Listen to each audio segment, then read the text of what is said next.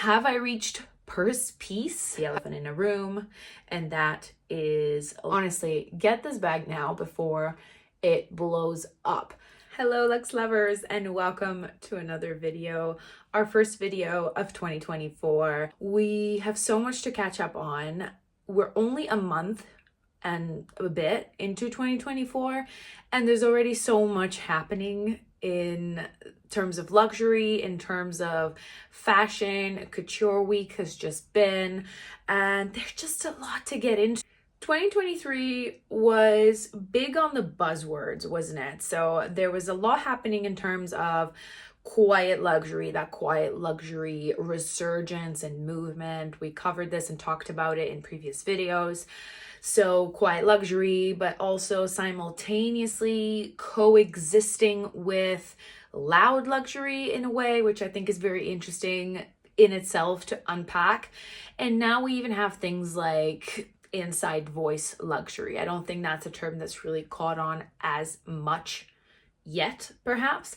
But inside voice luxury is really going an extra mile on top of that quiet luxury, where it's about details so subtle and brand signatures so anonymous that you kind of have to know.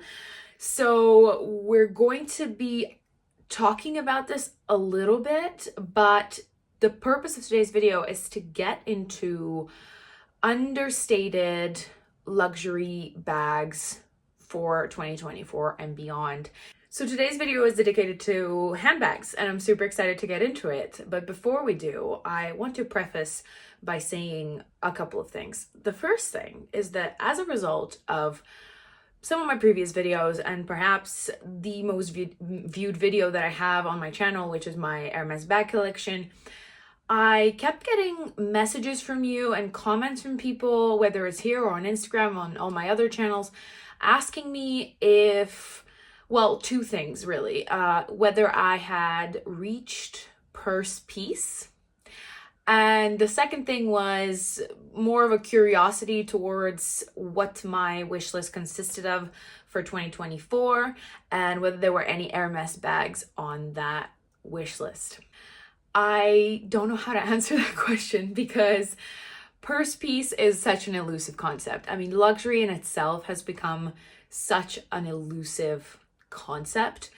And when I think about where I am today, with regards to my Hermes, specifically my Hermes bag collection, which I showed you, I would say that I'm pretty satisfied with what I've got, and the fact that I have come to collect pieces that mean something to me. We're just talking here about non-investment pieces, so pieces that I have in my collection that I wear and use. And I say wear and use, but aside from that, really, the idea that I don't find myself reaching for my Hermes bags as much. Oh my gosh, she didn't just say that. I know, it's so shocking, but I find them beautiful. I'm extremely grateful for them. I'm extremely grateful for my journey and for these beautiful pieces that get to adorn my handbag collection, but they somehow don't feel very resonant to the phase that I find myself in at the moment. So have I reached purse peace? Have I reached purse heaven? I don't know. I don't think I'm able to answer that question right now, because of course there are things that I would find aesthetically triggering that would excite me, and I would think, wow, if I was given the chance to place a special order, this is what I would want to get. And I muse about it and I think about it every now and again. But in terms of, there I go, I'm gonna say it, in terms of the Hermes game as it stands right now and today in 2024, I don't think I have time for it. Don't get me wrong. And I love shopping at Hermes, and I still do. Not for myself, for gifts, for other people. I still visit every now and again, but I feel like so many of the Hermes boutiques that I've visited recently have this kind of museum feel to it, this museum element. In terms of visiting Hermes, for research purposes and for science and for seeing what is new and kind of walking around this museum of Hermes. Yes, I find that fun, and I still do that. But in terms of pushing to acquire yet another item when I have a closet full of bags and Hermes bags that I love and I cherish, and I know that I will continue to love and cherish for many years, is something that just, like I said, exactly that doesn't resonate with me at this point in time. The short answer is I still want Hermes bags. I still have an interest, a very keen interest in the brand and what they have to offer. But I think looking into the future and looking forward, what I have found myself being really attracted to are vintage pieces and pieces from the pre-loved market and from very trusted sellers and from doing my own sourcing. So that is something that I hope to share more on in the future. That is kind of the politically correct answer to have I reached purse piece. I think we're also witnessing something that I can only refer to, and I guess it has been referred to in the media as bag fatigue, and or more generally just luxury fatigue. And it's this idea that so many of the things that make us buy into luxury brands, into the luxury space and universe have become so saturated in the consumer's eye. I suppose we have kind of touched on this before, and it's this idea that what's really happening in the luxury market at the moment is very interesting, but also very puzzling, is the fact that we keep seeing these crazy price increases, and brands are continuously hiking prices while also trying to sell us consumers on what I can only refer to as a smoke and mirrors game, as we are seeing, in fact, the quality has been declining on luxury handbags specifically over the past decade. So it's not what it used to be, but prices are being hiked. There's a justification and a story that, gets publicized and gets published around it. But it's also, for me, about you're trying to sell the consumer on this scarcity mindset. It's really not evidenced by what brands are doing. A perfect example of this is Loewe. I love Loewe purely for the reason that it's reinvented itself so successfully. Loewe used to be a brand that no one really paid attention to until this revival in their designs, this sort of renaissance that happened at the fashion house. And now what's happened is some of these designs that really drew a lot of people into the brand, such as the Puzzle, which is a bag that I find incredible, so beautiful, so versatile. There's a lot I can say about it. But what they've done now is scale back on the production process. And what I mean by scale back, don't get me wrong, they've scaled the production process, but they've sort of taken a step back to simplify a design that was perhaps a little bit more intricate to begin with, but that was more labor intensive. They used more pieces of leather that typically are what is going to drive the price up. So you've got this demand, people want to buy into the brand. You're selling the story about craftsmanship and these artisans in Spain building those bags and making them beautiful. And there's tons of videos online about how the Puzzle bag is constructed and so on. I'll give you another example aside from the Loewe example with the Puzzle bag, because I know I might be repeating myself. I teased it a little bit at the beginning of the video, talking about the sourcing that I've been doing and some of the items that I've come across, the vintage items that I've come across, and some of the bags that I've acquired recently that just, I don't know how to put this, that just gleam. They just feel different. You take them out of the box and you take them out of the dust bag, and there's just something distinctly different. And I don't know if you have had the chance to do such a comparison, but for me, it was just so obvious. And any of those bags. I'll give you an example with a wonderful Dior ostrich, golden ostrich purse that I came across. And it's a mini bag. It's tiny, tiny. And despite the fact that it's so tiny, it's got all these details. You know, it's got a little mirror, it's got a little pocket, it's got all these extra features, and it's just a mini bag. Aside from the fact that the hardware feels different, the leather feels different, there's something distinctly refined and a sort of process that is visible through the bag, and a thought that has produced a beautiful item that is to be cherished and enjoyed, and that has this feeling of durability. And that, to me, is evocative of luxury. That is what luxury should be. And when I put this next to some newer bags that I have from the past couple of years, it just doesn't compare. And it's really made me reflect on why. Why does it not compare? Why does it not feel the same? Why doesn't it feel like a luxury experience, even when I rewind back to purchasing that item and having the actual experience that I think a lot of people relate to luxury when you're purchasing that item, is really the experience that you're going to have around the purchase, perhaps even.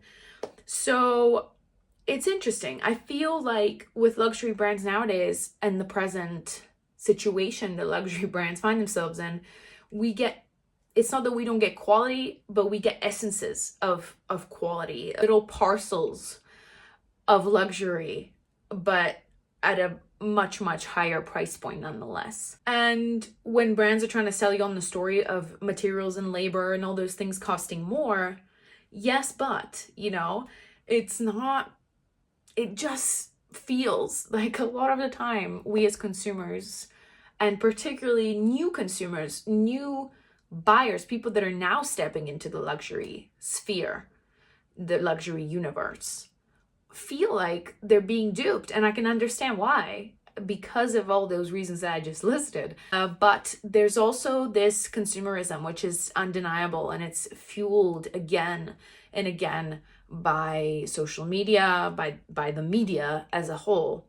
So what is actually happening as an adverse effect to this is that more and more people who have an appreciation for crafts and for what luxury brands do and should stand for are moving towards lesser known, more indie designers. For all those reasons, I think 2024 really is the year where we're seeing a shift towards subtler brands, brands that have a compelling offering that extends beyond just the story that a brand sells you on. And I think there's such a follow up and such a follow through that brands need to be having more consideration towards, especially as Gen Z are now starting, by the way, accounting for a huge chunk of luxury spend over the next 20 years.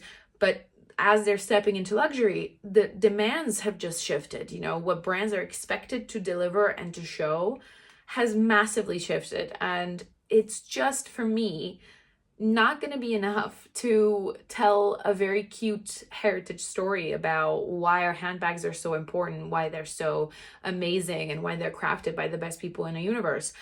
I just think brands need to try a little harder.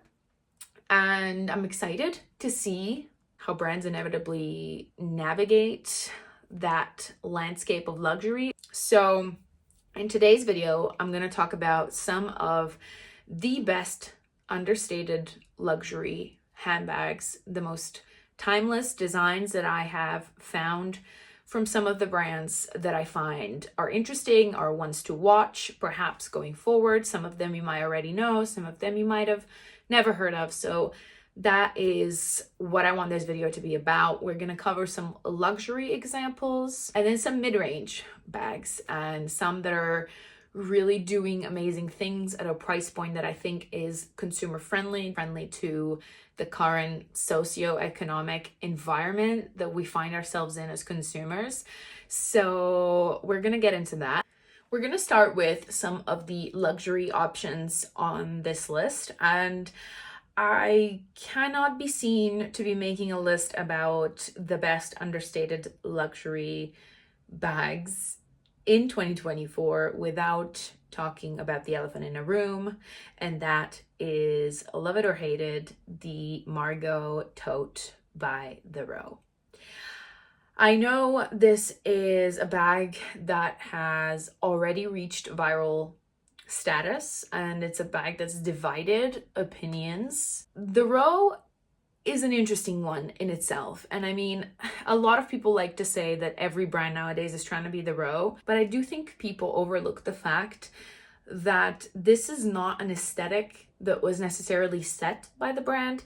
Nadej Vani, who worked at the Row as creative director of women's wear, she left to join Hermes as creative director globally. Previously, she had also worked at Maison Martin Margiela, who himself had designed for Hermes. She had worked at Celine under Phoebe Philo, who, as we know, has also made a comeback this year with very heavily, you could say, the Row coded totes. What I'm trying to say, I guess, is that the fact that all these labels share this Hermes coded, this Hermes minimal clean aesthetic. And so it's no surprise really that the Row, the Ando Tote, has reached the status that it has, and it's already been dubbed the new Birkin. Is it the new Birkin though? I'm not sure it is. I don't think it's an aesthetic that is necessarily comparable as well. I don't know. Let me know what you think. I haven't really decided. I think it's a wonderful bag. It's a beautiful bag. It's an interesting price point, but it's a bag that I would be very curious to see aging. But I want to know what you think. Do you think this bag has the potential to be the new Birkin? Let me know in the comments below. Okay, next up, we have the Ferragamo Hug bag. It's interesting. Ferragamo is a brand that I tend to forget about every now and again, but I do think it is one to watch. I don't think they want to be very all in the hype. I don't think they're a brand like that, but I do think they're a brand that doesn't have a very clear, consistent brand identity.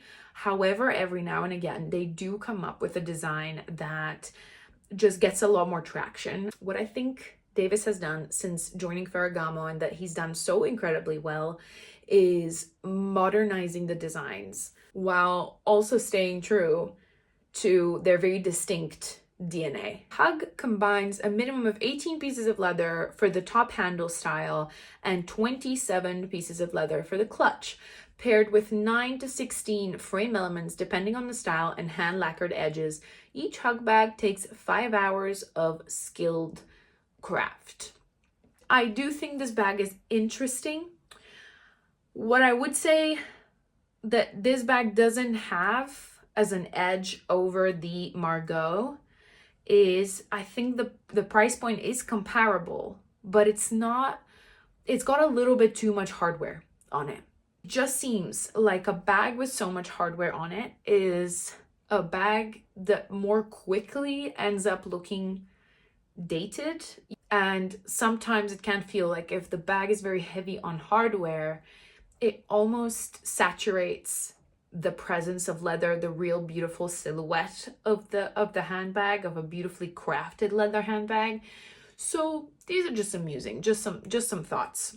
Let me know if you like this bag. Next up, we have to mention the Ando Tote from Bottega. This is also a bag that is not in any way under the radar. The Andiamo bag is instantly recognizable as Bottega, obviously, and features this metal knot adornment clasp, plus the top handles and a crossbody strap for when you want to be totally hands-free. It's made in the small, the medium, and the large size, and I do think this bag was really trying to pierce through towards the end of last year, and this year we're starting to see it on a lot more people. I love that this bag is androgynous, and we've seen it on so many male celebrities as well. It's a wonderful tote, and I think it's a bag that is here to stay. If you're thinking of investing in one, I think the signature ox blood is a beautiful, beautiful option. but it's not going anywhere. Really reminds me with the 3 compartments how the big Fendi Peekaboos were, and those, for me, the Fendi Peekaboo is one of the best, most underrated bags that exist out there. It is so practical with the top handle, the long strap. It's a very similar silhouette actually, now that I think of it.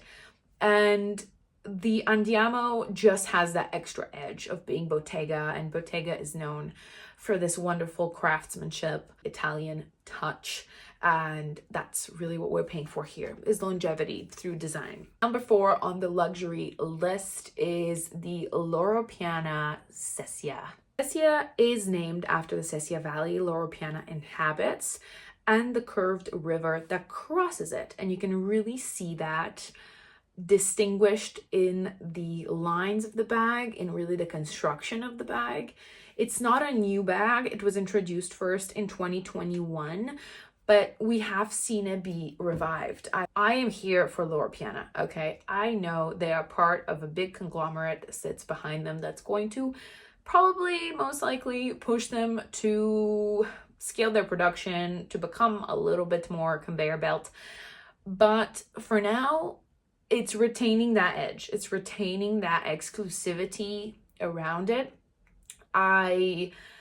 You might disagree with me because the pocket bags have been seen on everyone and their dog, but I think they're wonderful bags. And going into 2024, what I'm really excited about is the LOral Piana shoulder bag. I think it is so beautiful, so slick. It's probably the best mini bag out there right now in the luxury range that I would consider going for in a different color, different shade, probably different size. I already have 2 and I love them and I wear them. I mean, my black extra pocket I wear every single day, which sounds really weird, but I pretty much every single day I have this bag with me. Even if I have a bigger toe, a bigger bag with me, this is always across my body with all my essentials in it. But I do have a wonderful example of a brand that has delivered a similar design at a fraction of the price, and that's leading me into my mid-range list. First up, I was going to keep the best for last, but I'm going to start with the best, is the Sevette Symmetry bag. It's a company, Sevette is a new company, is a relatively new company. They started in 2020. They're New York based, but everything is crafted in Italy. I have a major crush on this bag. I think it is so cute. Symmetry pouch for me is anonymous luxury. Honestly, get this bag now before it blows up. I love all the sizes. I don't love the fact that the small pouch, which really, really resembles the extra pocket that I've just spoken about from LOral Piana, doesn't have the extra long strap, because like I said, almost on a daily basis, this bag will be across my body. It's very reminiscent of the Kelly Pochette in the sense that it's a grab and go, really nice, easy evening bag.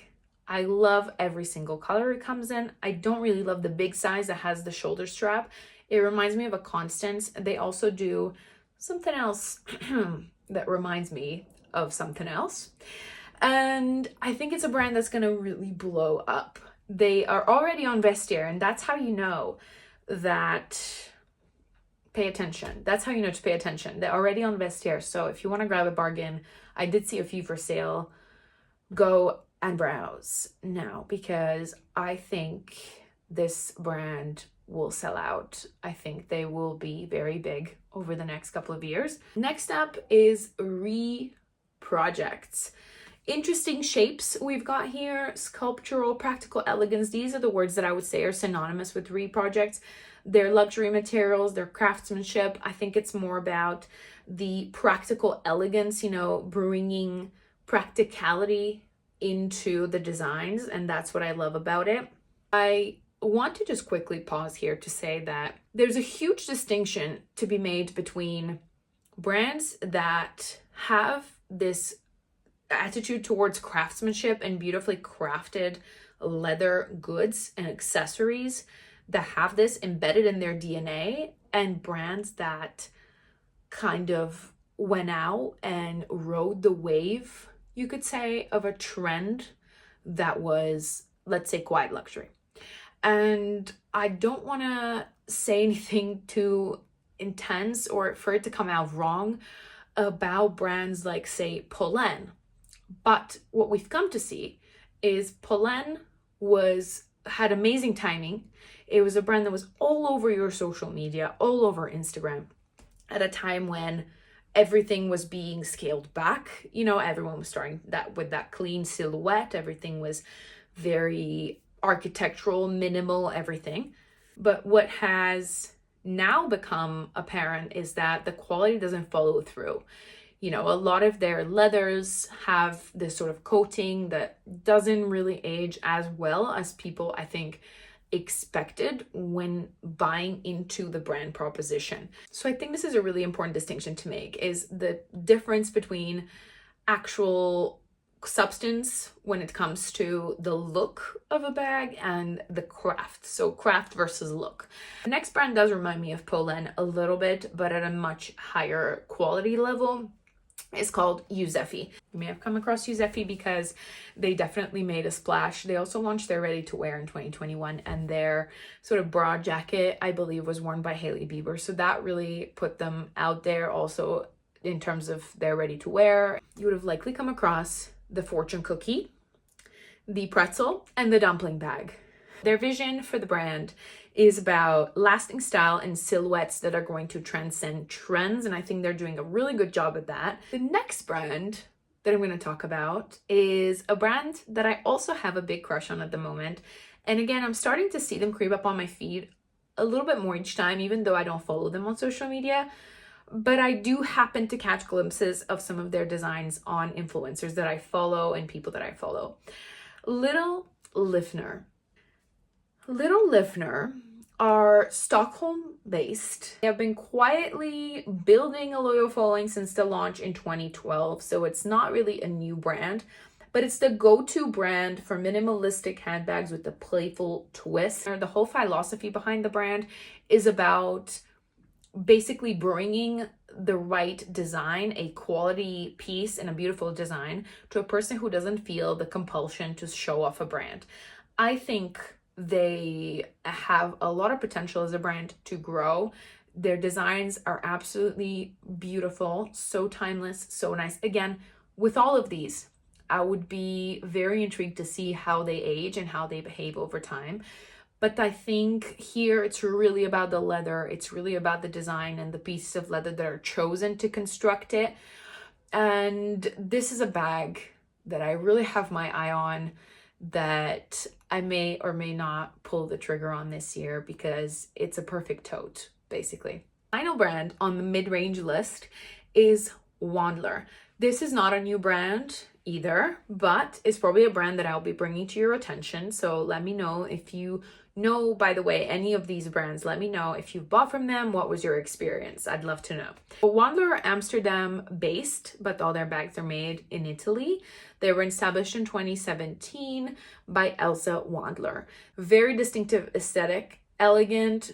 I love the unexpected dimensions whenever it comes to bags, and we're really seeing this resurgence of the ludicrously capacious bags. You've got those clean lines, there's a femininity edge to it, really no frill designs, but still with that touch of quirk and a notable design element, which is, I think, what really constitutes a potential hit design, a potential iconic design from a brand, is when it's that recognizable aesthetic where you don't necessarily need the logo or anything really visible as an element, but you know, when you see that, you know it's that brand. So I think what really rendered this brand famous was the Hortensia bag, which they designed at a time when everyone was wearing micro bags. So that's sometimes how things align. As we edge towards the end of this video, I'm gonna just quickly mention a few more brands that I have on my radar that I think are also worth noting and worth mentioning, and maybe worth researching as well. The first one is Proenza Schuler, their white label. The white label is their sort of diffusion line. It's a slightly more affordable line of Proenza, They have a huge sale going on at the moment, and their bags are really, really good. Another one is Coccinelle. That is an old school brand. You know, they're a really good price point. They've really innovated their designs. I hadn't had a look at what they were doing for quite a few years, but looking at their website now was quite interesting. You know, they've got some really, really good stuff, and they haven't really gone crazy on the pricing, much like Bali. Actually, Bali is another one. I think all these factors, all these things we talked about, contribute to another movement that I'm really happy to see happening at the moment, is this return to looking at the pre-love market and looking at vintage, at sourcing vintage pieces. And it's not just us as consumers doing that, it's also brands realizing the treasures and the potential that exists within that market. We're seeing it from LV doing their denim remix collection. You can still get those denim pieces on the secondary market for a fraction of the price, but here is LV, you know, doing a reiteration of that collection. I think we're going to be seeing a lot more of that. So that's just more generally speaking about trends, you know, what you could expect to see more of this year and beyond. But iterations of old designs. We're seeing Hermès do this with the shoulder of Birkin, which again is a bag that divides opinions. Jean-Paul Gaultier design, and it's now being reinvented, brought back by the design house, by Hermès. So again, looking at the luxury, sort of secondary luxury market, that's where I would be looking now. If you are into those bag silhouettes and you want to find them perhaps at a more, you know, below retail price. But yeah, so designers remixing collections is an interesting one. I have found in my vintage escapades that a lot of the items that I've found, bought, sourced, just generally dabbled with, the quality, like I said at the beginning of the video, is just incomparable. And another one of the brands that I was going to mention was Tod's, perhaps a brand that people don't really think about beyond the shoes. But I've got a bag here, which we found in my mom's closet. She's got two actually. But this is a bag from Tod's, is a tote, very clean, simple design. You can see this is a bag that, you know, is very much a silhouette that is being done by other brands at the moment. And this bag is about, I don't know, maybe 17 years old. And the patina on it is only getting better. I mean, the leather is just to be treasured, is just incredible. So that's just an example of vintage can sometimes not just be the more sustainable option, but the better option in terms of quality. And I think in general, also the fact that the vintage or the pre-loved luxury market allows many more people to buy into the luxury experience, into luxury goods, for none other than the quality. If they feel they don't want to interact with luxury brands, or if they feel they're being priced out of those brands. So maybe that's somewhere to have a look as well. But yeah, I hope you enjoyed my selection of brands that we talked about today. Like I said, let me know if you are familiar with any of these brands. Let me know in the comments. Make sure to like and subscribe, and I'll see you in the next one.